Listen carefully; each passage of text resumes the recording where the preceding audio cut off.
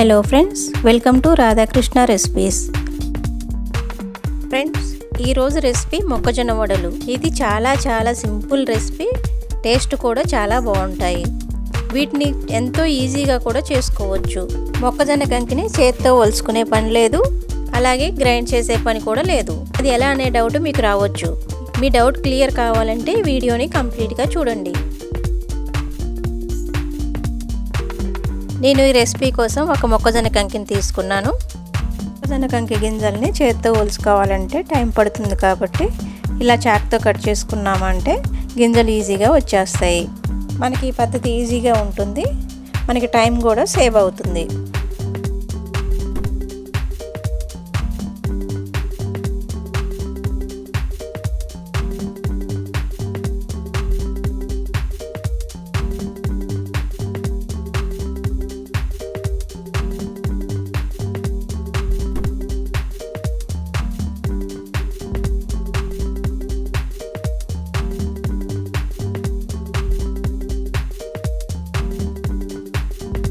ఇలా గింజలన్నీ తీసేసుకున్న తర్వాత వీటినన్నిటిని ఒక బౌల్లోకి తీసుకోవాలి.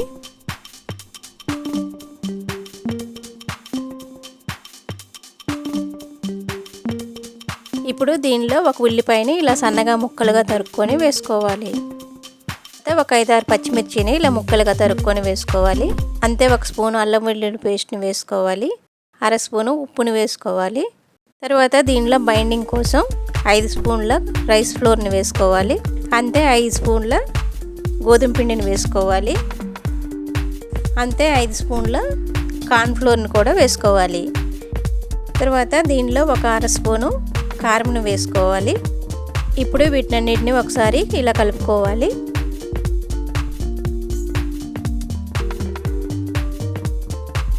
ఇప్పుడు దీనిలో 1 స్పూను ధనియాల పొడిని వేసుకోవాలి. అంతే 1/2 స్పూను మిరియాల పొడిని వేసుకోవాలి. 1 స్పూను జీలకర్రని వేసుకోవాలి. ఇప్పుడు వీటినన్నిటిని ఒకసారి మళ్ళీ మిక్స్ చేసుకోవాలి.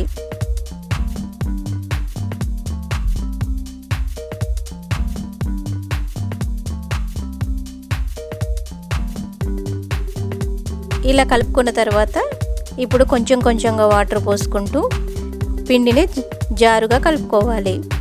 పిండి మరీ గట్టిగా ఉండొద్దు, అలాగని లూజుగా కూడా ఉండవద్దు.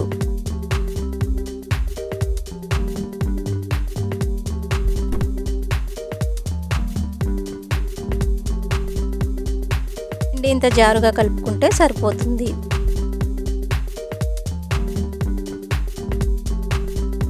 ఇప్పుడు స్టవ్ మీద ఆయిల్ని వేడి చేసుకోవాలి. ఆయిల్ వేడెక్కిన తర్వాత పిండిని గరిటెతో ఇలా వడలు రౌండ్గా వేసుకోవాలి.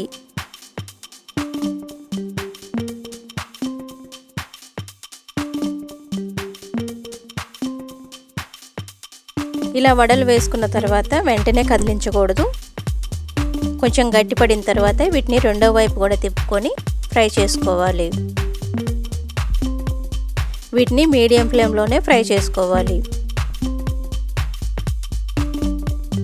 ఇలా గోల్డెన్ కలర్ వచ్చేంత వరకు ఫ్రై చేసుకున్న తర్వాత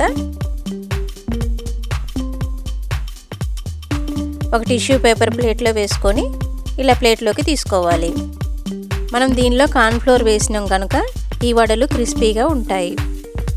మిగతా వడలను కూడా ఇలాగే చేసుకోవాలి.